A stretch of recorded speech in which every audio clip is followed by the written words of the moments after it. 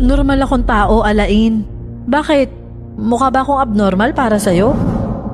Bukod kasi sa nahanap ko na yung natatanging mutya o prinsesa ni Dato Adlaw, magiging kanang kamay niya pa ako dahil dito. Ano ka mo?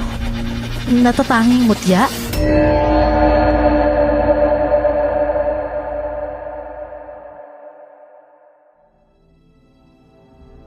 Maniniwala ba kayo kung sasabihin ko ngayon na hindi ako isang normal na tao? Siguro hindi. Gaya nung bago ako mag-18. Hindi rin ako makapaniwala, lalo na sa mga pagbabagong nararanasan ko sa katawan ko. Inakala ko din na parte lang yon ang pagdadalaga ko. Pero may isang bagay kasi ang hindi talaga normal sa akin noon. Hindi lingid sa akin na ampun lang ako ng kinalakihan kong mga magulang. Oo nga pala, mga normal silang tao at sadyang napakabuti nila sa akin. Hayaan niyo akong ibahagi sa inyo ang naging journey ko sa pagtuklas ng katotohanan sa likod ng aking tunay na pagkatao. Hindi na din ako babanggit ng pangalan ng mga lugar nang sa gayon ay maprotektahan ko ang aking pagkakakilanlan. Maniwala man kayo o hindi, ang katotohanang nag-e-exist ako kasama ninyo ang siyang realidad sa buhay ko ngayon. Ako nga pala si Sesa at ito ang aking kwento. Bago ko po simulan ang istorya, huwag kalimutang mag-subscribe bilang suporta sa ating channel. Oh, bakit naman nakasimangot ka na naman? Abay ka uuwi mo lang ah. Parang nilukot na papel ang mukha mo. Hayaan mo muna yung anak mo, Lolita. Alam mo namang dumadaan sa ganyan yung kabataan eh. Lalo na't babae pa yung atin. Parang hindi ka naman nagdalaga. Oo nga. Pero ang gusto ko kasi, kausapin niya tayo. Wala namang ibang magpapayo sa kanya kung hindi tayo na magulang niya, hindi ba? Hayaan mo, naniniwala naman ako na magsasabi yan kung may problema siya. Hindi ba, anak? Marahas akong napabuga ng hangin. Tiningnan ko sina tatay at nanay. Parehas silang nasa akin ng atensyon. Mang, Tang, kailangan ba talaga araw-araw ako mag-a-update sa inyo ng nangyayari sa akin sa school? Aba oo naman. Bakit ayaw mo na ba? Dati kasi masaya ka naman nagsasabi sa amin ng tatang mo. Kung pakiramdam mo masyado na kami nanghihimasok, okay lang naman na suluhin mo, anak. Basta't kaya mong hawakan ha. Kapag masyado malaki o mabigat yung problema, lagi mong tatandaan na pwede kami makihati at makatulong sa'yo. Ngumiti pa siya sa akin, na ikinatuwa naman ang puso ko. Ngumiti na din ako at yumakap sa kanila ni Mamang. May nang-aasar na naman kasi sa akin sa school eh. Akala niya yata papatulan ko yung ex niyang bukod sa mukhang hindi mapagkakatiwalaan. Di ko din naman maipaliwanag yung amoy ng hininga. Nagkatinginan sila at maya-maya pa'y sabay na natawa habang naiiling. Ay nako, takot lang yun na maagaw mo yung dati niyang boyfriend. Abay napakaganda mo naman kasi talaga anak. Yun nga po mang eh. Ipinagkalat niya sa buong school na may lahi daw tayong mangkukulam. Tapos ginagayuma ko daw yung ex niya kaya nandiligaw na sa akin ngayon. Abat, mapaghabi din pala ng kwento ano? Siguro pangarap nung maging mananahe. Natawa ako sa huling tinura ni Tatang. Pero ang totoo, naiinis pa din ako. Marami kasing napaniwala ang inggiterang yon lalo na sa classroom namin. Palibasa, magaling sumipsip sa mga teachers kaya close sila ng mga yon. Isa yun sa dahilan kung bakit sikat siya sa campus. Hayaan niyo na po siya. Makakarama din yun sa ginagawa niya sa akin. Habang sinasabi ko ang mga katagang yon, namumutawi naman sa isip ko ang kagustuhang putulan siya ng dila. O di kaya naman, tahiin ko ang bunganga niya. Napaisip nga ako na sana, totoong mangkukulam na lang kami. Baka kasi siya ang una kong kulamin kapag nagkataon. Kinabukasan sa school habang nasa garden kami at nagtatanim, malakas kong naririnig ang usap-usapan tungkol sa akin. Dinig na dinig ko ang pangalan ko. Malakas ang boses nila sa tenga ko, pero ramdam kong malumanay lang naman sila kung magsalita. Naigala ko ang paningin sa paligid. Malalayo sa akin ang iba kong classmate. Obvious na iniiwasan nila ako dahil sa kumalat na chismis, kaya malabo na maririnig ko ng ganon kalinaw ang bulungan nila. Sesa, yung kutsilyo, nasugatan yung kamay mo. Napabaling ako sa nagsalita. Si Pablito yon, ang kaklasiko na madalas ding tampulan ng tukso dahil sa tahimik niyang personalidad. Teka, kukuhain ko yung kutsilyo Napatingin din ako sa hawak kong kutsilyo. Hindi ko napansin. Napadiin na pala ang pagkakahawak ko sa talim nun. Nahiwa ang kamay ko pero manhid yun. Wala akong maramdamang kahit anong sakit. Pwede mo bang luwagan yung pagkakahawak mo sa kutsilyo?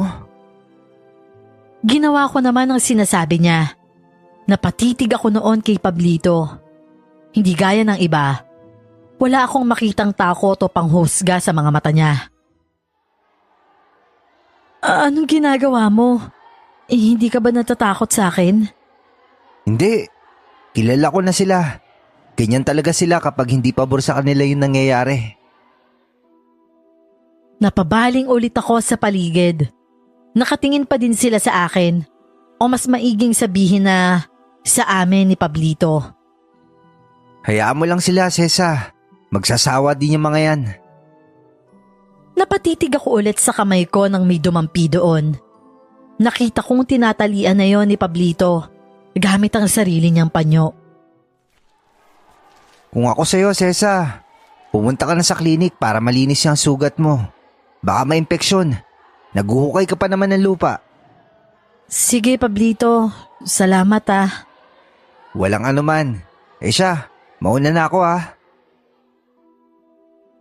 Tumango na lang ako at tumayo na din. Sinunod ko ang payo ni Pablito. Matapos kong malinis ang lugar kung saan ako nagtatanim para sa project namin sa home economics, nagtungo na din ako sa klinik. May bahid ng dugo ang panyo, kaya agad na inasikaso ng naroong nurse ang kamay ko. Pero nagulat kami parehas. Nang pagtanggal sa panyo, wala namang sugat doon. Bakas na lang ng mga dugo ang nakita namin. Imposible. May sugat ako kanina dito Medyo malalim at saka mahaba nga po. Pero pinangunutan lang ako ng noo ng nurse. Sinabihan pa ako na nantitrip lang. Bumalik ako sa classroom noon nang wala sa sarili. Nalilito ako sa nangyayari. Hindi ko pa nga na ipapaliwanag kung paano at bakit ko naririnig ng malinaw ang boses ng mga kaklasiko habang nagbubulungan sila sa malayo. Tapos ngayon naman, basta na lang nawala yung sugat ko. Hindi naman kasi yun nangyayari sa akin dati. Oh, kamusta na yung sugat mo? Okay ka na ba? Nagulat pa ako nang sabayan ako ni Pablito ng hapon na yon. Uwian na at palabas na ako ng school. Napalunok ako. Hindi ko alam kung sasabihin ko ba sa kanya ang nangyari. Pero napansin kong panay ang tingin niya sa kamay ko. Napansin ko kasi kanina na nung bumalik tayo mula sa garden, wala na yung panyo sa kamay mo Wala din naman bandage. Okay ka na ba? Pasensya ka na Nag-aalala lang ako. Medyo malakit, malalim kasi kanina yung sugat Nalagyan pa ng lupa. Lihim kong itinago sa likuran ko ang kamay ko. Okay naman. Nilinis lang ng nurse kanina. Hindi ko na pinalagyan ng bandage para mas mabilis gumaling. Ganun ba? Mabuti naman. Yung panyo mo, isasoli ko na lang sa'yo kapag nalabahan ko na Salamat talaga, Pablito Naku, wala yun. Kahit sa'yo na nga yun Napangiti ako at hindi na kumibo. Dahil naglalakad lang naman ako pauwi. Ikinagulat ko nang sabayan pa din ako ni Pablito. Pero maya-maya lang, bigla na lang may umakbay sa kanya. Si Jared yon. Tinanong pa ako nito kung pinopormahan din daw ba ako ni Pablito. Dahil ayoko nang lumapit pa sa akin si Jared, umuo ako nang hindi nag-iisip. Kitang-kita ko ang pagkagulat sa mukha ni Pablito at pagkasuya naman sa mukha ni Jared. Ano ba? Si Pablito yung type ko, hindi ikaw, Jared. Bumalik ka na sa ex mo para hindi niya na din ako ginugulo at saka sinisiraan. Huminto si Jared sa paglalakad kaya napahinto din si Pablito. Pansin ko na madiin kasi ang pagkakalak nito sa mga braso ni Jared, kaya hindi rin ito makalaban. Bitawan mo nga si Pablito, Jared! Masamang tingin lang ang ipinukol ni Jared sa akin, saka pa ba lang na binitawan si Pablito. Halos masubsob ito sa lupa dahil sa puwersa. Bago kami tuluyang iwan, nagbanta pa si Jared na hindi niya kami patatahimikin ni Pablito. Hindi naman ako nakaramdam ng takot. Alam ko kasi na mayabang lang naman ito sa salita pero duwag sa aktwal na gawa. Ayos ka lang ba, Pablito? Pasensya ka na ha. Nadamay ka patuloy. Hindi. Ayos lang yun, Sesa. Tsaka, nasan lang ba yung sugat mo? Inayos ko pa ang kwelyo niyang nagulo dahil sa ginawa ni Jared sa kanya. Napangangako, saka ko naalala. Kanang kamay ko nga pala yung dapat na may sugat. Huli na para itago ko pa. Kitang-kita ni Pablito ngayon kung gaano yun kalinis. Parang nalulun ko ang aking dila. Kinabahan ako na baka isipin niya na may hindi nga talaga normal sa akin. Pablito, ang totoo kasi niyan, hindi ko din alam kung bakit pagpunta ko kanina sa klinik, wala na yung sugat. Akala ko nga hindi totoong nasugatan ako eh. Pero ang nakakapagtaka dun, totoo yung dugo na nasa panyo mo. Hindi kumibo si Pablito. Inasahan ko na ang ganong reaksyon mula sa kanya. Kahit sino namang matinong tao, magtataka at magugulat. Maging sila, kukwestiyonin ang sarili nila kung totoo ba o hindi yung nakita nila. Okay lang yun, Sesa. Uuwi na ako Nandito na naman tayo sa inyo. Tama siya. Isang diretsyong daan na lang ang babaybayin ko at matutumbo ko na ang bahay namin. Tinanguan ko siya at sinundan na lang ng tingin habang papalayo. Hindi ko mapigilang makaramdam ng lungkot. Binilisan ko ang pag-uwi. Kailangang malaman ni na mamang at tatang ang nangyayari sa akin. Baka mabigyan nila ako ng kasagutan. Ano ka mo? Posible ba na basta na lang mawala yung sugat? Abe, yung marinig mo yung usapan nila kahit malayo ka, posibleng may dahilan yon. Baka lumakas lang ang pandinig mo. Pero yung sa sugat, baka naman nagkamali ka lang ng tingin. Yun din ang gusto kong isipin. Pero alam ko ang totoo. Kitang-kita ko na hiwa ang palad ko at nagdurugo pa. Siguro nga po, Mang. Hayaan nyo na nga. Baka pagod lang din po yun dahil sa sobrang init kanina sa garden. Hindi ko sinabi sa kanila ang pagbabanta ni Jared kanina. Overprotective din kasi sila sa akin. Baka mamaya, bumalik pa si Tatang sa dati nitong gawi na ihahatid at susunduin ako sa school. Dalaga, kanino ba itong panyo na nakuha ko sa bulsa ng uniforme mo, ha? May nakaburdang pangalan na Pablito. Saka bakit may mantsa ito ng dugo? Agad ko namang ipinaliwanag kay Mamang ang nangyari. Pero gaya ng dati, hindi pa rin siya naniniwala na dugo ko ngayon. Kapag nalabhan ko ito, isoli mo na agad, ha? Sige po, Mang. Ilang linggo pa lang ang lumipas. Parang namamatay na nga ang usap-usapan patungkol sa ipinagkalat na chismis ni Yumi. Kahit papano, naging tahimik na ang malalakas na bulong na naririnig ko palagi. Si Pablito naman, hindi nagbago ng pakikitungo sa akin sa kabila ng nalaman niya. Siya pa ang nagsuggest na itutuloy namin ang nasimulan kong biro kay Jared noon. Nang sa gayon, hindi na ako nitutuluyang gambalain. Sigurado ka dyan ha. Alam mo namang nagbanta siya sa akin. Sa palagay ko nga, mas makakabuti kung iiwas ka na lang sa akin eh. Hindi yan. Saka alam mo na, napagtanto ko na special ka sa akin. May kakaiba akong pakiramdam na dapat kitang protektahan. Gusto kong kiligin ng sandaling yon. Unang beses kasi akong nasabihan ng magandang bagay ng ibang tao. Tapos, sa lalaki pa nagmula. Parang hindi naman nabago yung mga weirdong bagay sa'yo, Pablito eh. Kaya nga siguro bagay tayo eh. Isang weirdo, tapos isang espesyal na tao. Nung una ay napangiti lang siya. Hanggang sa tuluyan na kaming nagkatawa ng dalawa. Hapon yun at pauwi na ako sa bahay. Hindi pumasok si Pablito kaya mag-isa ako noon habang pauwi. Hindi ko inaasahan. Natatambangan ako ni Nayumi at ng mga tropa niya sa masukal na daanan. Doon ay pinagtulungan nila akong kalbuhin at pagkatapos, winasak pa ang suot kong uniform. Nang iwan nila ako, hindi na din ako masyadong makatayo. Bukod kasi sa ginawa nilang paggupit sa buhok ko at paninira sa uniform ko, pinagtulungan din nila akong saktan. Pagbabayaran niyo itong ginawa niyo sa akin. Kakarmahin kayo ng doble pa sa ginawa niyo. Tandaan niyo yan. Pero pinagtawanan lang nila ako at hinagisan pa ng tae ng kalabaw na nakuha lang nila sa pilapil. Halos ayokong umuwi ng sandaling yon. Alam kong mag-aalala lang sila mamang at tatang. Baka sumugod pa sa eskwelahan ng mga ito kapag nalaman nilang kaklase ko lang ang may gawa nito sa akin. Sesa? Teka nga. Sandali. Mamaya ka na pumasok sa kwarto mo. Pero nagmamadali akong nag-lock ng pintuan pagpasok ko. Ang akala ko, hindi na ako mapapansin ni tatang. Nagdahan-dahan na nga ako pagpasok sa bahay.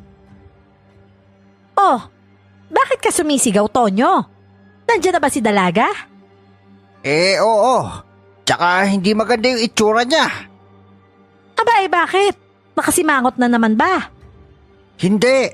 Ang ibig ko sabihin nakita ko siya na gula-gulanit yung damit niya. Tapos magulo yung buhok niya. Ano ka mo? Totoo ba yung sinasabi mo, Tonyo? Napapikit ako at nakagat ko ang labi ko. Hindi ko talaga sila mapaglilihiman.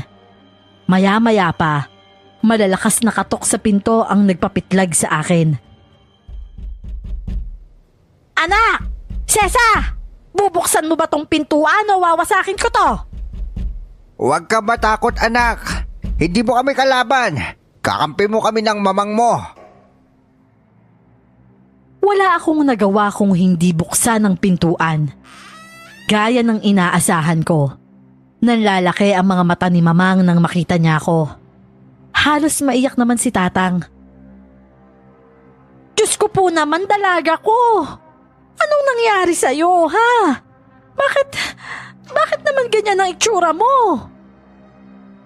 Mang, Tang, mangako muna kayo sa akin na hindi kayo susugod sa school. Ang ibig mong sabihin taga-school mo ang may gawa sa'yo nito? Sino-sino doon, ha? Lintik nen!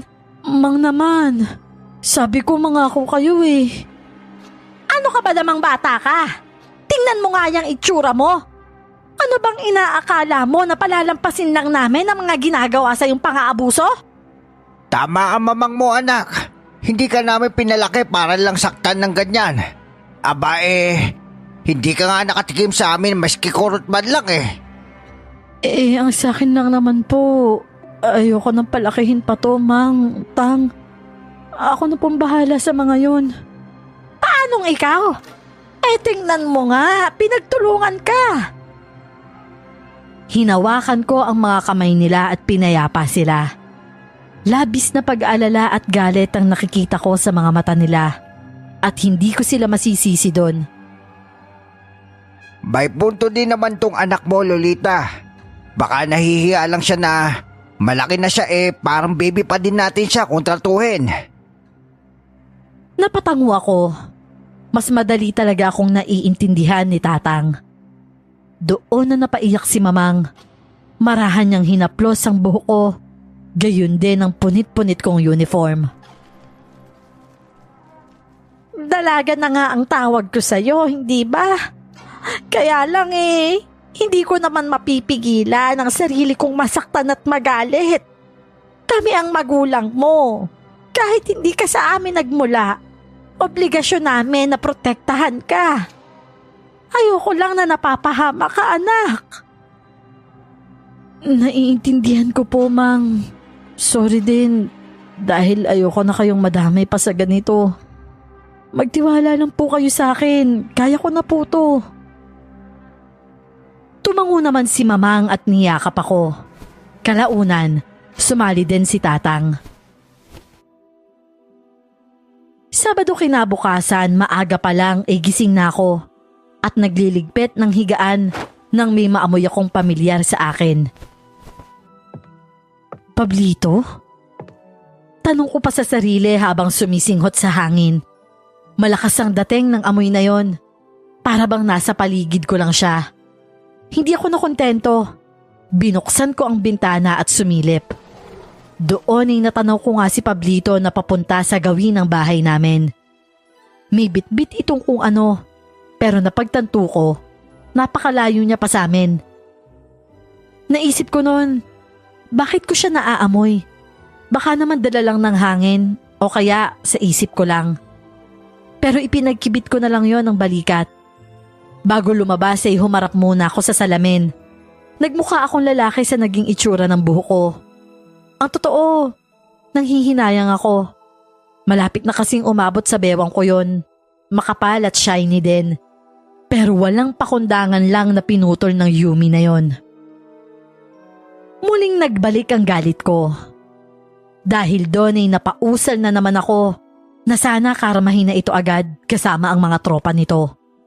Ikatutuwa ko siguro kung makikita ko siyang kalbong-kalbo pa, yung as in walang buhok. Sesa, anak, meron ka bisita. Maliligaw mo yata. Bilisan mo at baka mamaya maunahan ka na naman ng mamang mo sa pagbabanta. Hindi na yan bumalik.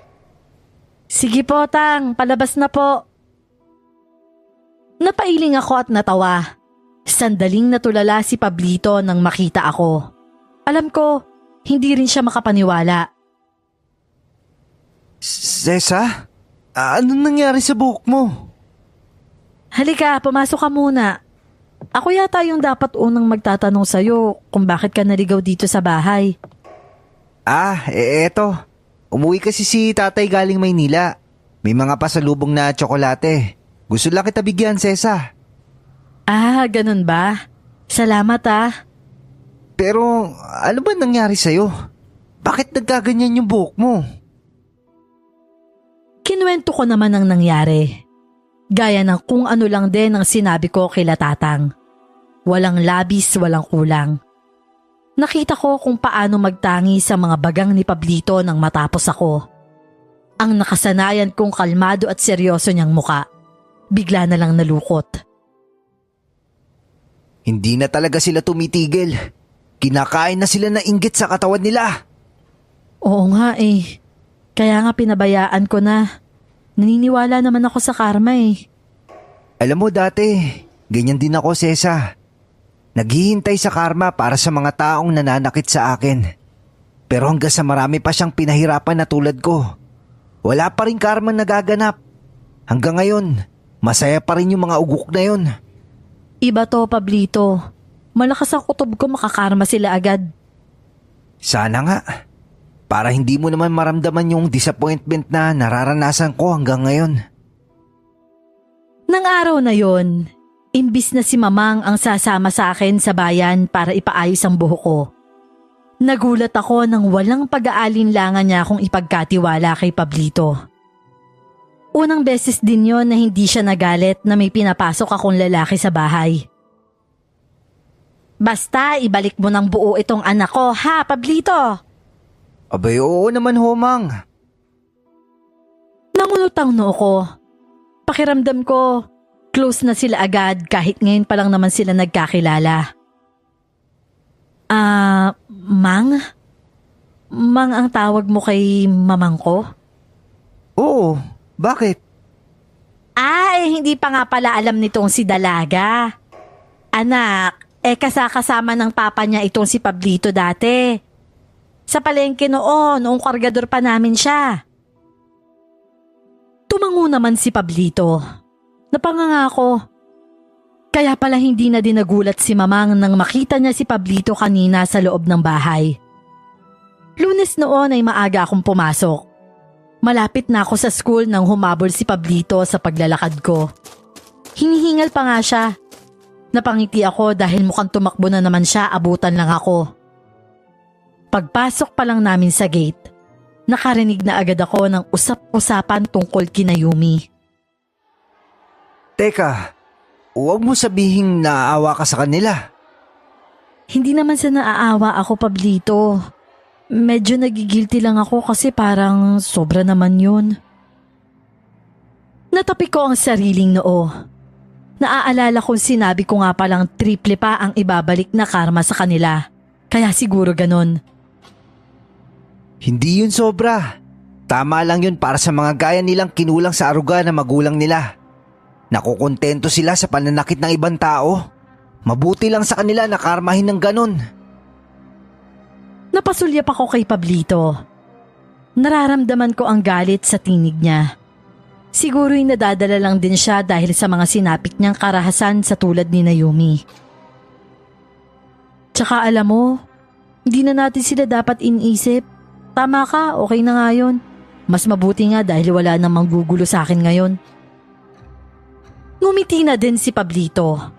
Nagpatuloy na kami sa paglalakad at dumiretso sa classroom. Doon namin nakumpirma na wala palang paalam na pinasok ni Naomi ang labroom nung Biyernes at pinagtripang mag-experiment. Doon sila nasabuga ng chemical na lumusaw sa mga buhok nila at balat. Halos hindi na daw makilala ang mga ito dahil sa matinding pagkasunog. Hiningian pa nga kami ng donation bilang tulong sa kanila. Pero nagkasundo kami ni Pablito. Hindi kami magbibigay. Bakit ka daw pinapatawag? May problema ba sa pinasa mong project? Hindi ko nga alam eh. Mukhang hindi maganda yung mood ni sir. Gusto mo bang samahan kita? Hindi na, wag na. Hintayin mo na lang ako dito. Napakibit-balikat na lang ako noon. Matapos ang last subject namin, sinabihan ako ng teacher namin sa science na pumunta ako sa table niya bago umuwi. Hindi ko akalain na mapapahiya ako ng ganon sa loob pa man din mismo ng faculty. Kasalanan ko daw kung bakit may sumabog sa laboratory. Ano? Paano mo naman naging kasalanan yun? Maayos naman yung pinasa mo ah. Hindi ko nga din alam eh. Nakatrigger daw yun ng chemical na gamit ko. Yun daw yung nag-cause ng pagsabog. Bugok ba yun si sir? Kung hindi pinasok ni Naomi at nan-trip na mga project doon, walang sasabog at walang madidisgrasya. Alam mo naman 'di ba kung gaano kalapit at kasipsip yung si Yumi doon kay sir. Kaya siguro naghahanap na masisisi ang si sir. Nakakainis. Anong ginawa mo? Di hindi ako nakapagtimpi. Nasagot ko siya. Ang lakas kasi ng boses niya eh. Dinig na dinig ng lahat ng teacher sa faculty. Tama lang yun, Sesa. Hindi ka dapat respetuhin yung teacher na namamahiya na wala sa lugar. Kaya lang, kailangan kong isama si mamang bukas. Pag hindi ko daw sinama, hindi ako makakapasok. Ano? Sobra naman sila. Hayaan mo na. Paliwanag mo na lang kay mamang. Sigurado ako na mauunawaan ka nila. Tumango ako. Tiwala din naman ako kay mamang. Oo nga pala. May bagong bukas na kainan doon.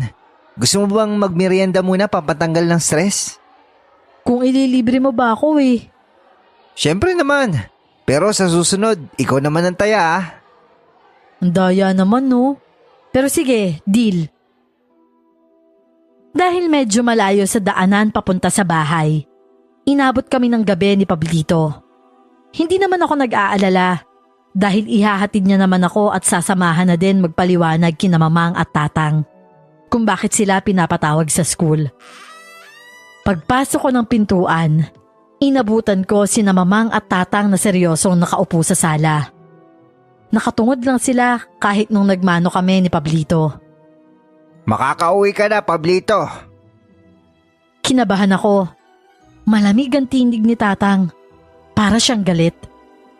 Mariing hinawakan ni Pablito ang kamay ko bago yun binitawan. Sige po. Mauna na ako. Kita na lang tayo sa school bukas, Sesa. Tumango naman ako at hinatid na lang siya ng tingin. Maupo ka nga dito sa harapan namin, Sesa? Sigurado akong may mali. Hindi naman ako tinatawag ni Mamang sa pangalan ko lang kung hindi siya galit o masama ang loob sa akin.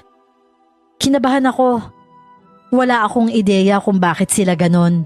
Kung ano ba ang problema. May problema po ba, Mang, Tang? Ako dapat ang nagtatanong sa'yo niyan. Ano naging problema? Hindi ko po kayo maintindihan. Naniniwala ako na pinalaki ka naming marespeto. Hindi ko akalain na bibigyan mo kami ng sobrang kahihiyan, Sesa. Lalo akong naguluhan. Hindi ko talaga alam kung anong tinutukoy nila. Nagpunta dito yung teacher mo sa science. Tinanong ka lang daw niya tungkol sa naging project mo. Pero sinagot-sagot mo daw siya sa harap pa man din ng iba pang mga teacher. Ano po? Hindi po. Umiyak pa yung teacher mo dito kanina. Unang beses daw na may nambasto sa kanya at ikaw daw yon. Hindi mo ba alam kung gaano ako nahihiya sa ginawa mong to, ha? Mang, pwede bang pakinggan niyo muna ako?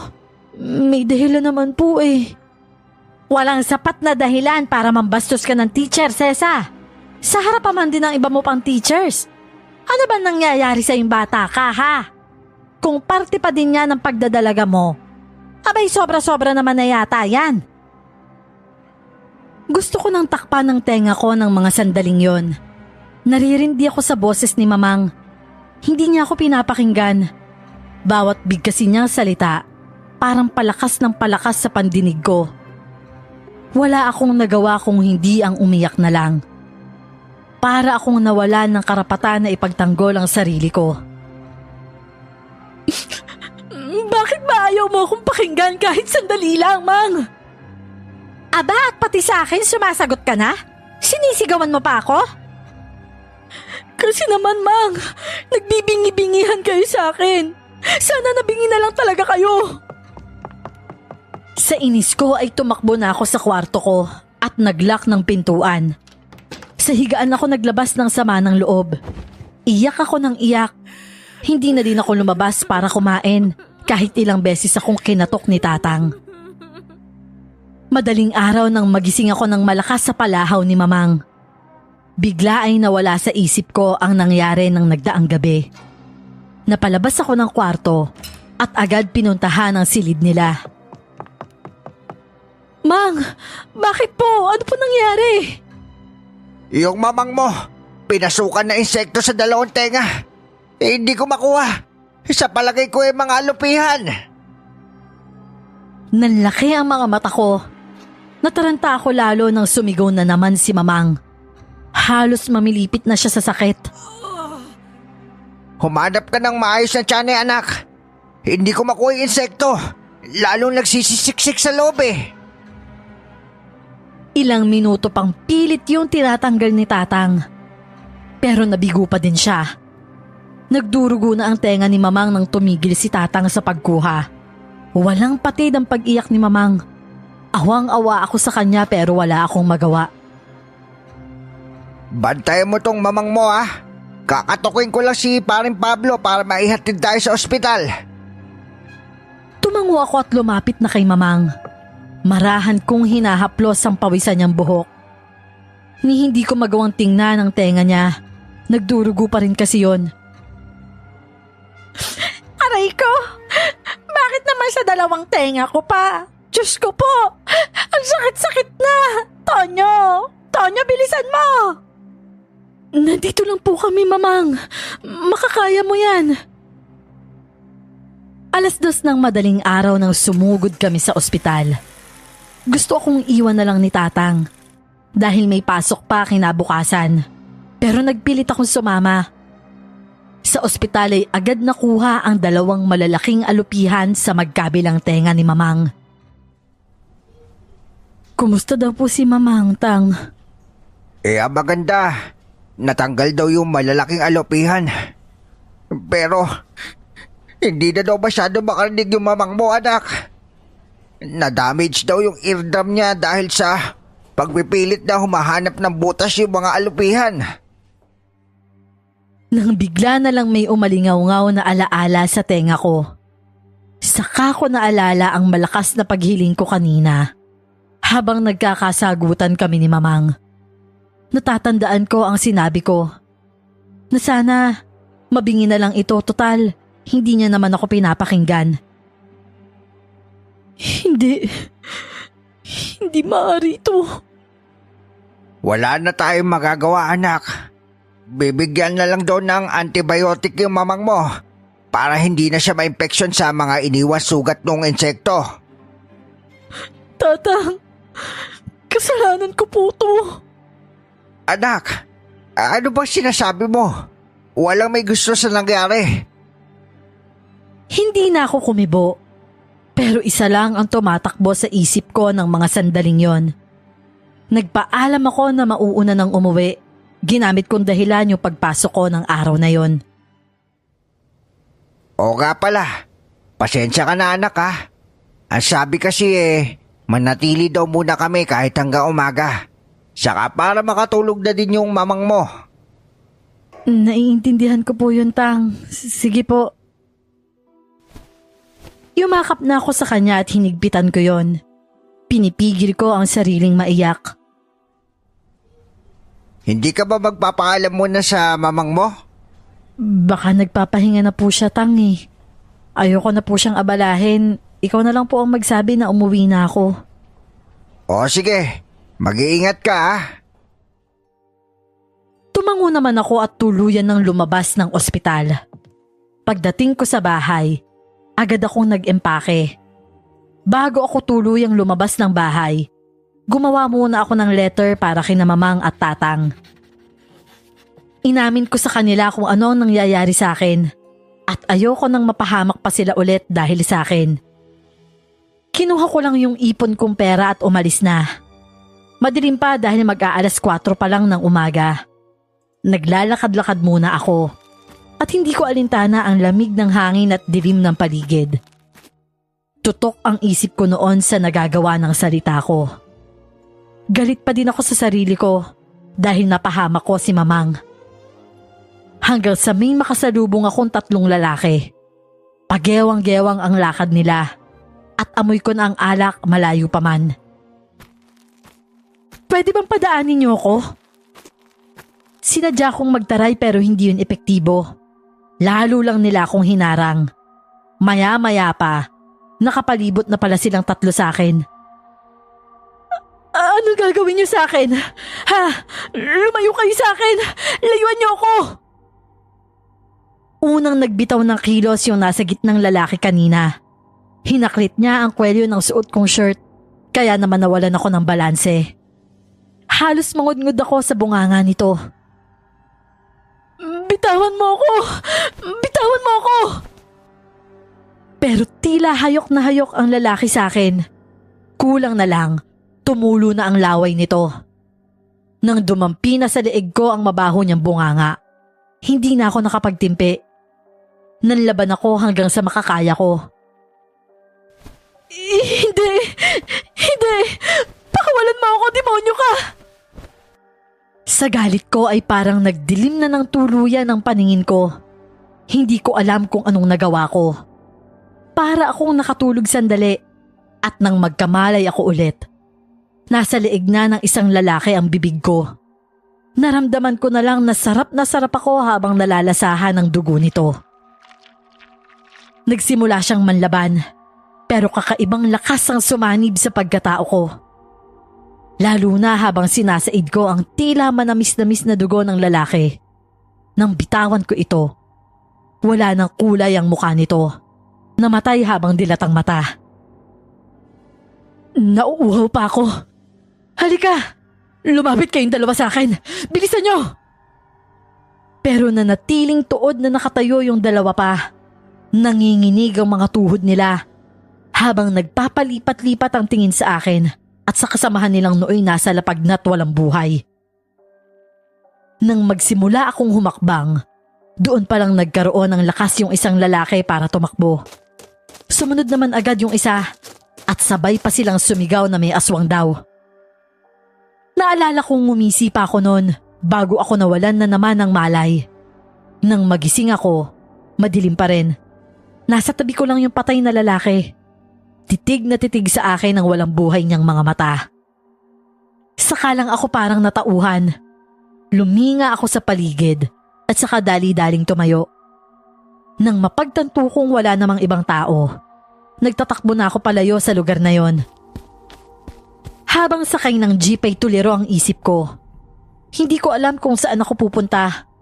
Hanggang ng mga sandaling yon, hindi ko pa rin maintindihan kung bakit ko nagawang sumipsip ng dugo ng tao.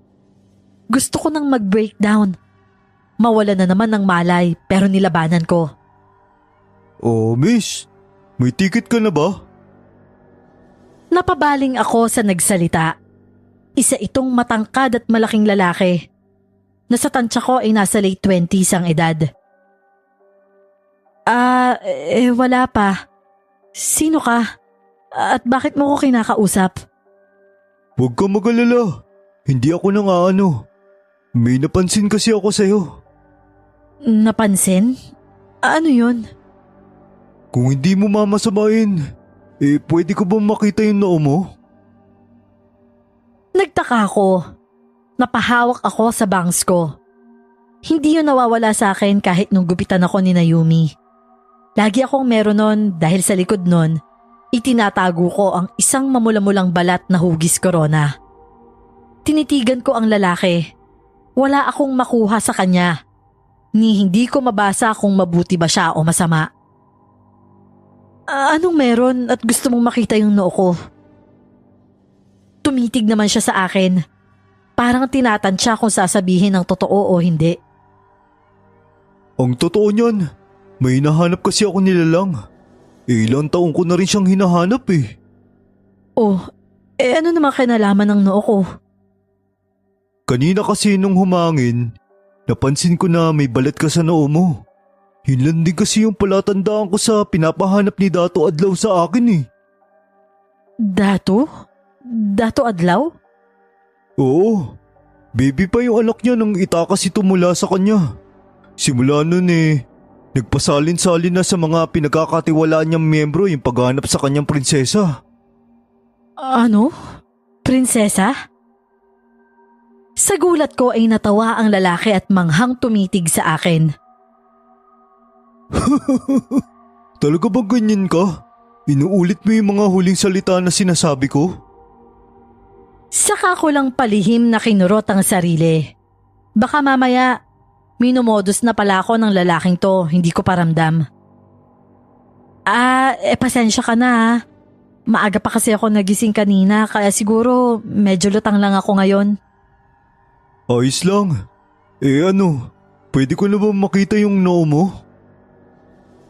Para matapos na ipinakita ko na yun sa kanya. Wala namang mawawala sa akin kapag ginawa ko yon. Nakita kong para siyang nabunutan ng tinik habang naluluha pa. Ayos ka lang? Ngumiti naman siya sa akin at nagpunas ng luha. Alam mo ba kung ano ibig sabihin nito? Bukod kasi sa nahanap ko na yung natatanging mutya o prinsesa ni Dato Adlaw, magiging kanang kamay niya pa ako dahil dito. Umiling ako at naguguluhan pa rin ako. Ano ka mo? Natatanging mutya? Oo, isa kang alamat sa baryo namin. Matagal na usap-usapan kung totoo ka ba o katang-isip lamang ng aming mahal na dato. Hindi ko inaakalang mahanap pa kita. Ang nasa isip ko baka ipapasa ko na lang ulit tong obligasyon na to sa iba.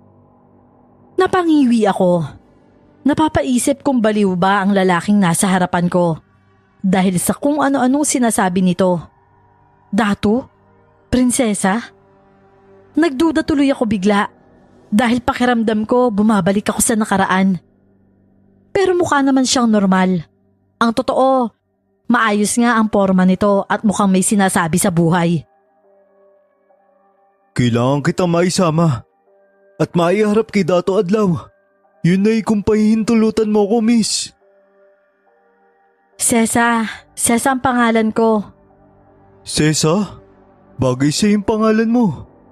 Pinaikling prinsesa. Ako naman si Alain. Totoo ba yung mga sinasabi mo, Alain? Ibig sabihin, may dato kayong tinatawag? Hulaan ko. Marami kang katanungan sa isip mo tungkol sa naiiba mong kakayahang taglay. Tama ba ako? Masasagot yun lahat kapag sumama ka sa akin ngayon. Napahinto ako. Nagtataka kung sino ba talaga siya. Gayunpaman, tumango na lang ako. Marahas akong napabuntong hininga. May parte sa akin na natatakot dahil baka mamaya miyembro lang ng masasamang loob ang lalaki. Pero naalala ko kung paano sumipa ang survival instinct ko kapag nalalagay ako sa peligro. Dahil doon ay naglakas loob ako sumang-ayon sa kanya. O sige, pero ngayon pa lang paaalalahanan na kita ha. Wag mo akong lolokohin dahil hindi ako marunong maawa sa mga taong sinungaling at mapang-abuso. Walang duda. Taglay mo nga yung tapang ng tatay mo. Halika na. Malayo-layo pa yung magiging biyahe natin. Ang akala ko ay magbabas kami. Pero nagulat ako nang yayain niya ako sa isang kulay puting kotse. Bakit mo ko tinatanong ng tiket kanina? Tsaka ano palang ginagawa mo dito sa terminal kung may sasakyan ka naman pala? Hindi ko pa rin talaga maiwasang magduda. Hanggat may nasisilip akong butas para paghinalaan siya. Mag-uusisa talaga ako. Napadaan lang ako dito para magpahinga. Ang totoo, madaling araw na ako dumating. Safe kasi dito. Hindi na ubusan ng tao sa paligid. Hindi na ako kumibo. Habang nasa biyahe ay hindi ko maiwasang mamiss sina Tatang at Mamang. Alam ko ng mga sandaling yon. Alam na nilang umalis ako. Tahimik akong napaiyak. Hindi ko alam kung napapansin yon ni Alain. Hindi naman siya kumikibo at tutok lang sa pagmamaneho. Hanggang sa nakaidlip ako. Aaminin ko, napasarap ang tulog ko ng sandaling yon. Nagising ako sa mahinang yugyog ni Alain sa akin. Uy, sorry ah. Alam kong masarap ang tulog mo pero nandito na tayo. Inayos ko muna ang sarili ko saka nagpa siyang lumabas. Nagulat pa ako nang makita ang mga tao doon na nakatingin lang sa amin. Iisa ang kilos ng mga mata nila. Bahagya akong kinabahan. Seryoso kasi sila at parang matalim pa ang tingin ng iba. Hayaan mo na lang sila. Hindi pa kasi nila alam kung sino ka eh. Ganito ba talaga dito? Parang hindi na ako makakalabas ng buhay ah. Kung normal kang tao, baka nga. Pero hindi. Isa ka sa mga iginagalang at nire-respeto nila kaya huwag kang matakot. Normal akong tao, Alain. Bakit? Mukha ba akong abnormal para sa'yo? Hindi naman sa ganun. Espesyal ka, Sesa. Napabaling ako sa kanya. Pangalawang beses ko nang narinig ang katagang yon. Bigla ay naalala ko si Pablito. Nagdulot yon ng lungkot sa puso ko. Oh, Sesa, may problema ba? Wala naman. Malayo pa ba tayo? Nandito na tayo. Halika, ipapakilala kita kay Dato Adlaw. Wala akong pag-aalinlangang sumunod sa kanya. Gawa lang sa kahoy ang medyo malaking bahay na pinasok namin. Sa lahat ng bahay na naroon, yon ang medyo malaki. Gayunpaman, halos lahat naman ay gawa sa kahoy at pawid na bubong. Nandito na po ako, Dato.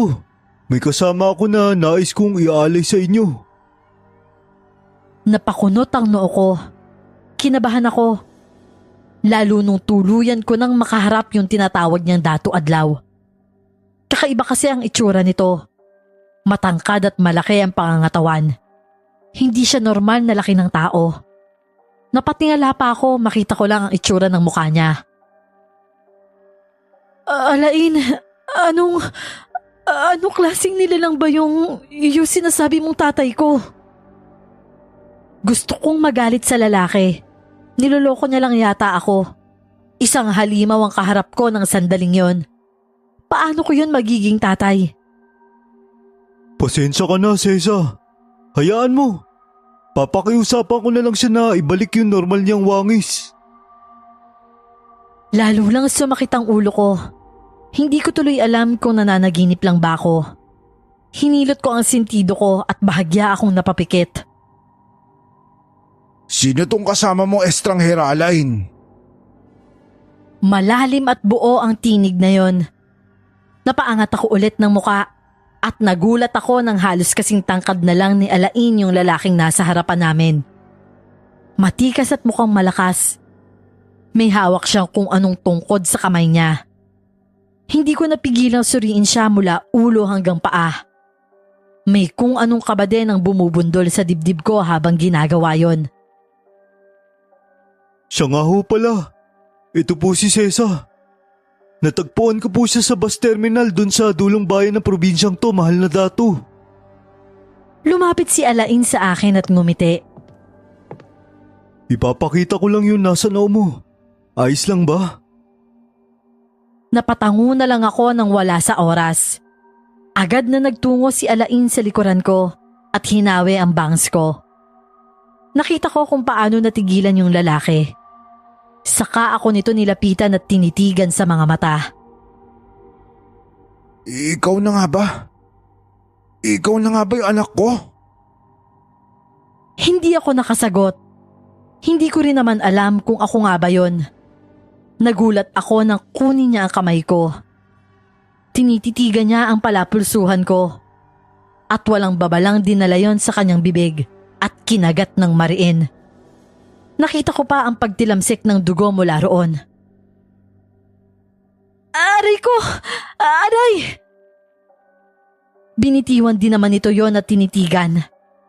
Maging ako ay kunot noong napatingin sa kamay ko. Ano bang ginagawa nyo? Mga baliw ba kayo?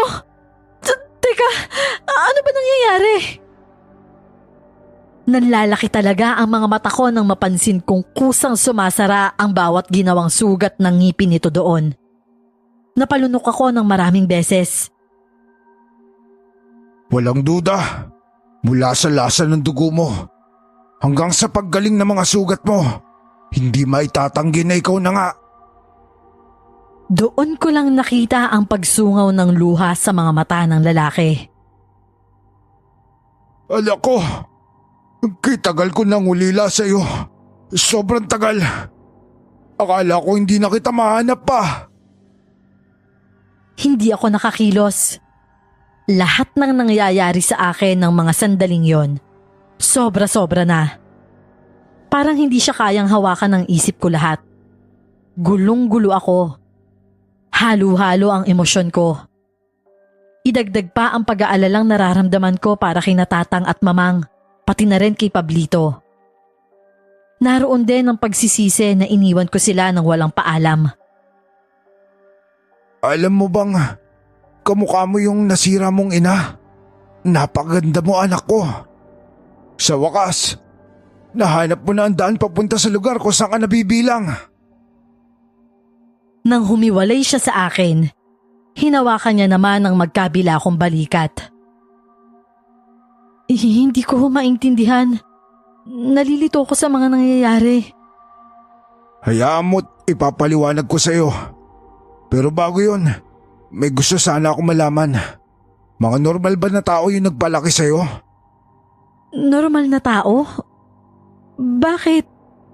May hindi po ba normal na dapat nagpalaki sa akin? Malamang ay hindi mo alam na isa kang malakas na uri na aswang, anak. Natahimik ako habang nangungunot ang noo. Inakay ako nito at pinaupo sa isang upuan. Aswang? Ako aswang? Ano ho bang nangyayari? Totoo ba to? Ang gusto ko lang naman gawin, lumayo para hindi napapahamak yung mga tao sa paligid ko. Pero ano tong narating ko? Sabihin niyo nga ho, pinagtitripan niyo ba ako, ha? Paano naman ako magiging aswang? Alam kong nakakabigla. Pasensya ka na anak. Lumaki ka nga sa pangangalaga ng mga tao, kaya nalilito ka ngayon. Hayaan mo, uunti-unting ko ipaliwanag sa iyo ang lahat. O kaya ganito na lang, kapag may gusto ka malaman, tanungin mo lang ako. Pwede ho bang magpahinga muna ako? Ang sakit-sakit na ng ulo ko dahil sa mga nangyayari eh.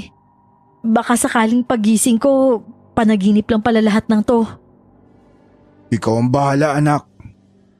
Alain, ihatid mo nga si Cesa sa nakalaang kwarto para sa kanya. Pagpahingahin siya hanggang gusto niya. At pagkatapos magpahanda tayo para sa piging.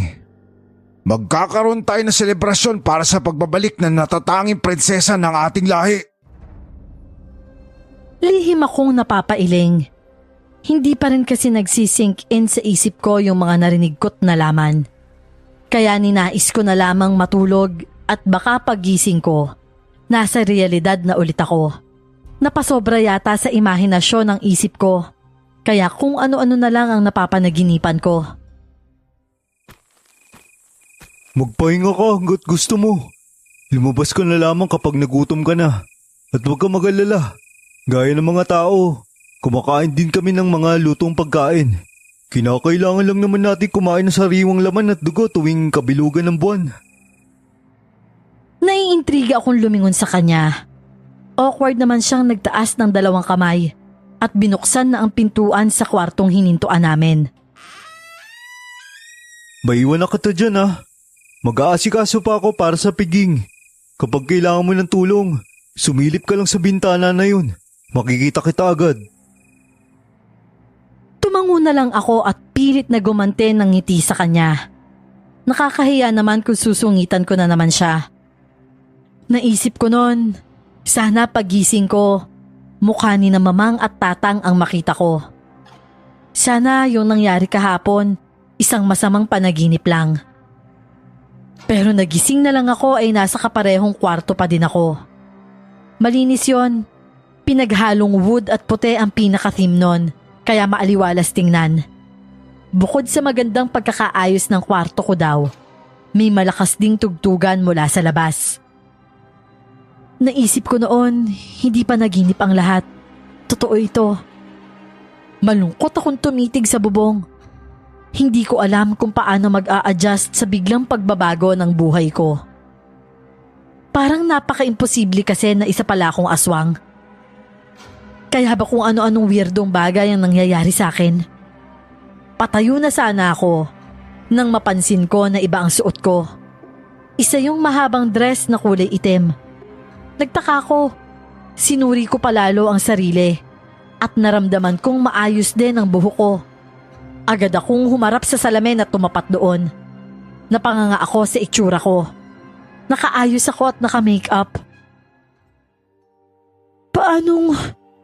Sino may gawa nito sa akin? Maya-maya pa ay may kumatok sa kwarto. Si Alain yon base sa boses niya. Gising ka na ba, Cesa? May dala akong pagkain. Napahawak ako sa tiyan ko. Mula pa nung umaga ay hindi na ako nakakain ng maayos. Ayoko sana mag-entertain muna ng kausap, pero nagugutom na ako. Gising na ako, sige tuloy ka. Nang bumukas ang pintuan, napansin ko pang natulala si Alain sa akin. Ano yung dala mo, Alain? Aha? Ito ba? Pagkain mo to. Iniisip ko kasi na baka ayaw mong bumaba muna. Alam ko na nag-a-adjust ka pa. Pero sana, huwag mong tagalan yung maka-adapt ka dito ha. Sayang kasi, mapaghuhusay mo pa yung kakayanan mo sa tulong na iba dito. Willing silang turuan ka kung paano yan makokontrol. Sa bagay na yun ako nakaramdam ng excitement.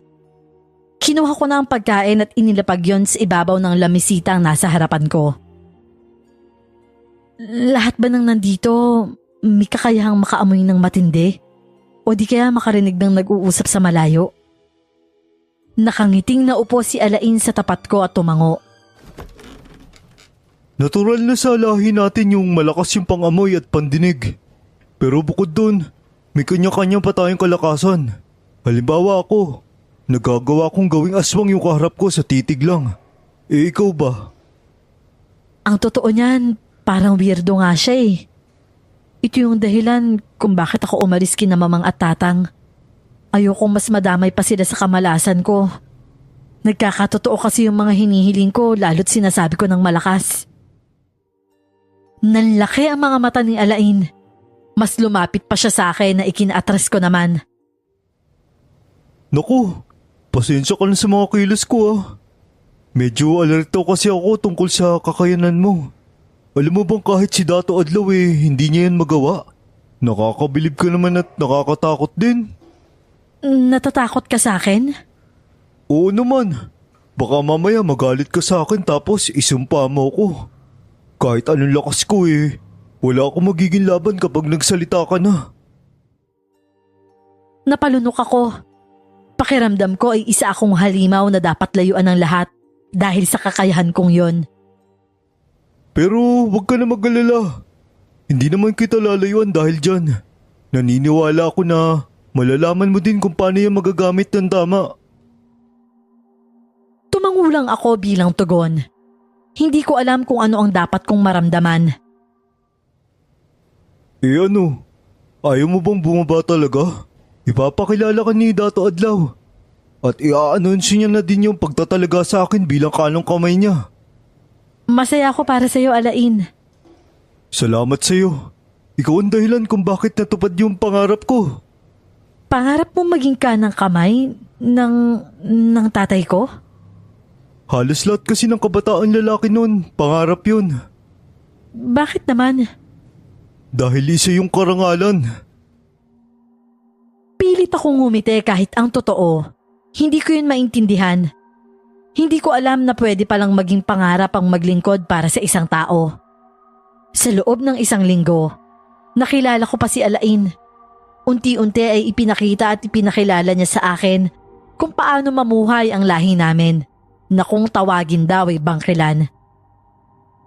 Naging malapit na din ako sa aking ama dahil na din sa pagpupursige niyang hulihin ang loob ko. Kung okay lang po, pwede ko bang malaman kung anong nangyari sa totoo kong ina? Huminga ng malalim si Dato Adlaw. Nakita ko ang lungkot sa kanyang mga mata. May sakit doon. Nagilty tuloy ako kung bakit naitanong ko pa ang bagay na yon. Ayaw ng mama mo na dito ka lumaki, anak. Ang gusto niya, mamuhay kang normal, gaya ng mga tao. Tao po ang nanay ko? Oo, napamahal ako sa isang tao. Mahal na mahal ko ang mama mo, Sesa. Pero ayaw niya manatili dito. Kaya nung gabi bago kay silang, tumakas siya. Malakas ang ulan noon kaya nahirapan ako hanapin yung amoy niya. At nung makita ko siya, wala ka na. At wala na din siya. Sa palagay ko, naubusan siya ng dugo matapos niya manganak sa'yo. Nanikip ang dibdib ko sa nalaman. Naluha na din ako. Naalala ko yung kwento ni Mamang na isang babaeng basang-basa daw at nanghihina ang nagbigay ng sanggol sa kanila. Malakas daw ang ulan nun dahil may bagyo. At ako nga ang sanggol na yon. Patay na pala ang tunay kong ina. Sa isiping yon ay hindi ko napigilang umiyak. Ni hindi ko man lang siya nakilala. Saan ko po pwedeng makita si Mama? Sa malapit na ilog ko tinapon yung mga abo niya, anak. Kung gusto mo siyang puntahan, pasasamahan kita kay Alain. Tumango ako at nagpasalamat sa kanya. Matapos ang tanghalian, nagpasama ako kay Alain sa ilog. Hapon habang pabalik ay nakapagdesisyon na ako. Sinabi ko yun agad kay Dato Adlaw. Hindi ko akalain na lalaki ka na mas lamang ang pagiging tao kaysa sa lahi natin, anak. Sa palagay ko ho, dahil yun sa mga taong nagpalaki sa akin kaya ganito ako. Talaga bang ayaw mong kilalanin yung mga kakayanan mo? Makakatulong yun sa'yo balang araw. Umiling ako. Hindi ko gustong mamuhay bilang isang aswang. Kung hihingiin ang pagkakataon at hindi ko talaga makokontrol, saka ako babalik dito. Irerespeto ko ang desisyon mo. Pero sana, huwag mong kalimutan na nandito lang kami ha. Hindi ko po kalilimutan yan, Papa. Salamat po at patawad. Yumakap siya sa akin at hinalikan ang buhok ko. Natutuwa ako sa'yo dahil may paninindigan ka sa gusto mo. Kahit halos lahat nakuha mo sa mama mo, masasabi ko ang tapang at determinasyon mo nakuha mo naman sa akin. Nangiti ako bago tumango. Nang matitigan ko siya ay napagtanto ko na may pagkakapareho din nga kami sa pisikal na aspeto. Parehas kaming merong medyo mahabang pangil. Naging mas mabuti at mas magaling po ako dahil magkaiba siguro yung DNA niyo ni Mama. Salamat po, Papa, ha. Uuwi muna ako kila Mamang at Tatang. Mali kasi na iniwan ko na lang sila pagkatapos ng lahat. Tama yan anak. Suportado kita sa desisyon mong yan.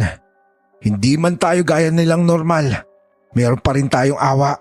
At maniwala ka man o hindi, mahal at iniingatan namin ang mga tao. Dahil nakikitira lamang tayo sa mundo nila. Nakikihati kumbaga. Kapag nawala sila, mawawala na din tayo. Hindi ko yan lubusang naintindihan pero tumango na lang ako. Aabutin pa kasi kami ng dilim ni Alain kapag inusisa ko pa ang mga tanong sa isip ko. Mag-iingat po kayo dito pa ha. Mauna na po muna ako. Huwag mo na kami alalahanin. Maayos ang kalagayan namin dito. Ikaw ang mag-ingat anak ha. Bumalik ka ha. Hinatid ako ni Alain hanggang sa bahay namin. Sinabihan ko din siya na ipapakilala ko siya para siya na ang magpapaliwanag ng katotohanan tungkol sa pagkatao ko. Anak? Lolita! Lolita, bilisan mo! Ano ba't sumisigaw kang dalaga? Sesa anak? Ikaw nga! Nagbabalik ka! Bumalik ka na! O Diyos ko, patawarin mo ako anak! Patawad, hindi kita pinakinggan! Hindi na ako nakapaghintay pa. Nilapitan ko na sila at niyakap. Nakiiyak na din ako nang magsimula silang mag-iyakan. Oh, sino to kasama mo anak? Huwag mo sabihin na... Tay, parang kuya ko na yan si Alain. Nandito po siya para tulungan akong ipaalam sa inyo yung katotohanan tungkol sa pagkatao ko. Nagkatinginan silang dalawa. Pinakilala ko na si Alain at ilang minuto pa. Sinabi niya kina Mamang at Tatang ang lahat. Habang tinitingnan ko ang reaksyon ng mga kinalakihan kong magulang, namamangha ako. Wala akong nakitang takot o pag-aalala sa mukha nila. Ang naroon ay pagkamangha. Hindi sila makapaniwala. Oh, sige ganito. Narinig na namin ang sinabi ni Alain. Pero gusto ko marinig mula sa iyo anak. Na kung totoo ba ang lahat ng yon? Tumango ako sa kanya saka ko kinuha ang kutsilyo sa kusina. Teka muna. Naniniwala naman kami ng tatay mo. Ano bang gagawin mo sa kutsilyo? Bitawan mo nga yan. Doon ko nakita ang takot sa mata nila. Nangiti ako. Talagang ramdam ko ang pagmamahal nila sa akin. Gayunpaman, ginawa ko pa rin ang plano. Hiniwa ko ang kaliwa kong kamay at ipinakita sa kanila kung paano yun maghilom ng kusa. Ang totoo po niyan. Ngayon ko lang din po sasabihin to. Pati kay Sesa. Siya po pala may pinakamabilis na paraan ng pagpapagaling na sugat niya. Minuto lang siya samantalang kaming lahat. Maging si Dato Adlaw oras po ang inaabot. Manghang-mangha sina Mamang at Tatang habang pinapanood kung paano sumara na parang wala lang ang mga sugat ko. Ibig sabihin, Tonyo, yung anak natin, Parang may kapangyarihan? Tama ka, Lolita. Alam ko na noon pa lang espesyal na yung anak natin eh. Mang, Tang, huwag niyo po ipagsasabi Nako, talagang hindi anak.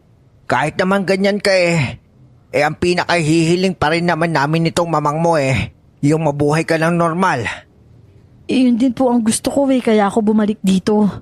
Kayo po ang pinipili ko, Mamang, Tatang. Ang buhay po bilang tao ang gusto kong yakapin hanggang sa mamatay ako. Nangiti naman sila at niyakap ako ulit. Nang mag-angat ako ng tingin, nagkasalubong naman ang mga mata namin ni Pablito. Nakatayo siya sa pintuan at matamang nakatitig sa akin. Pablito?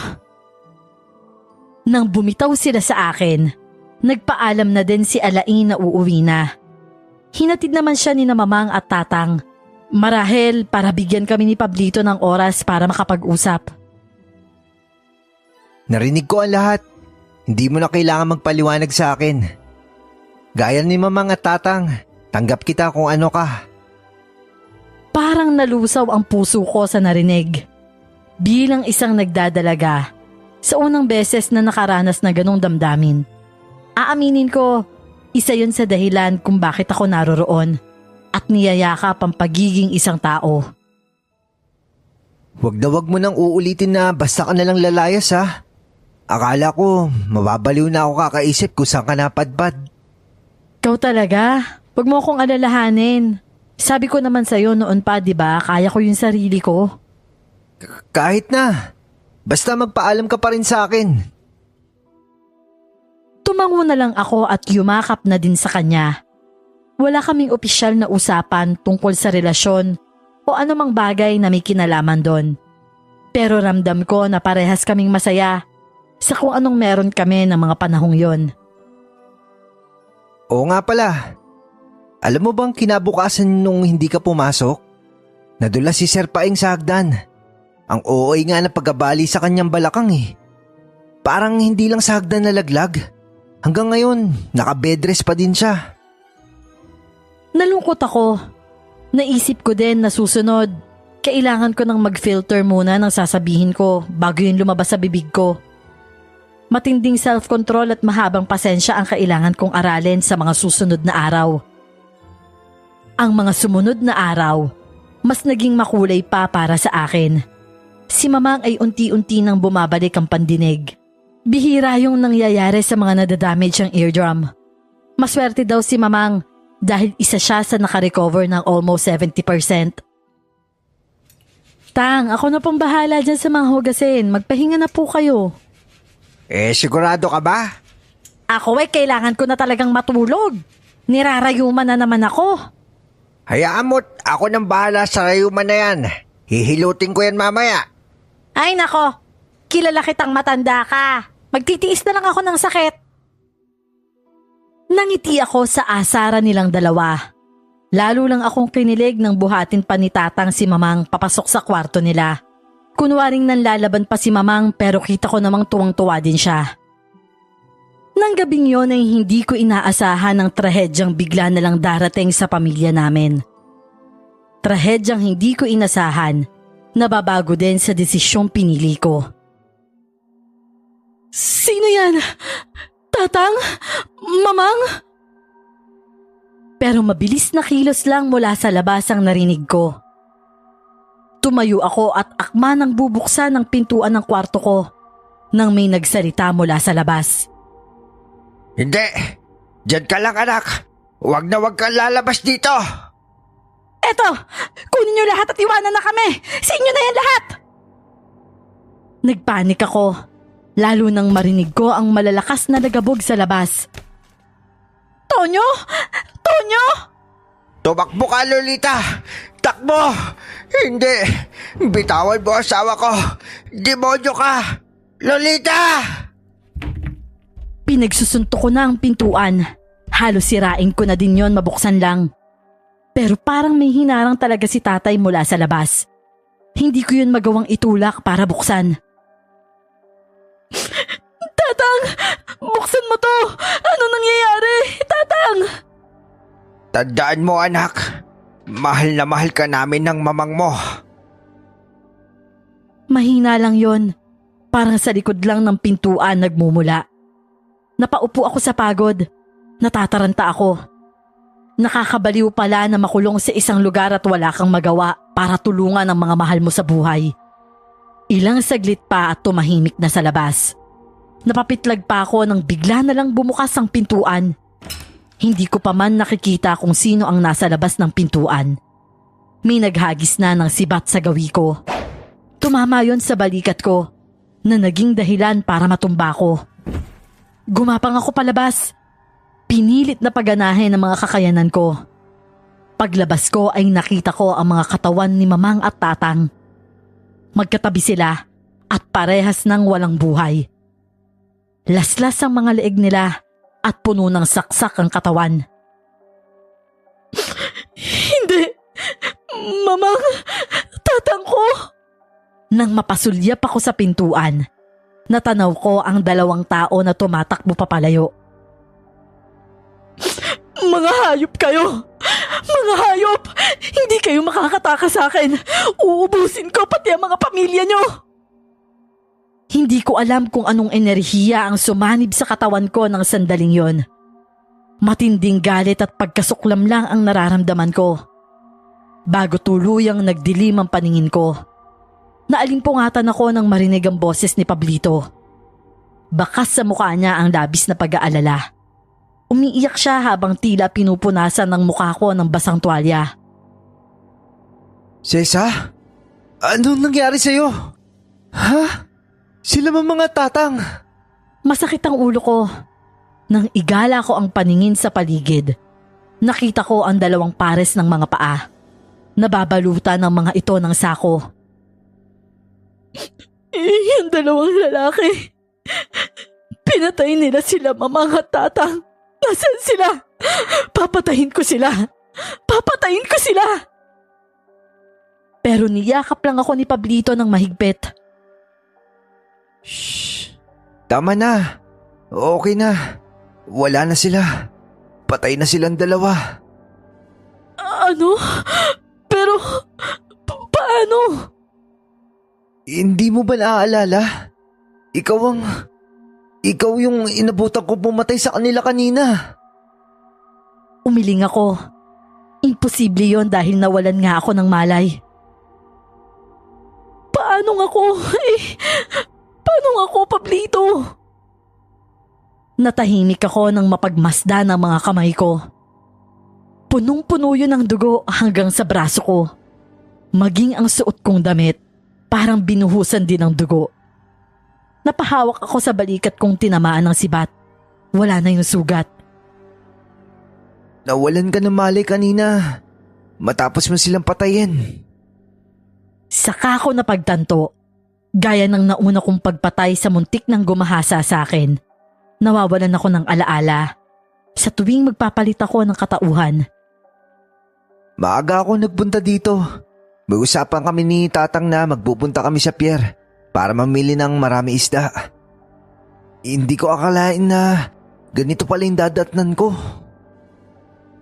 Napasubsob ako sa kanya at doon umiyak ng umiyak.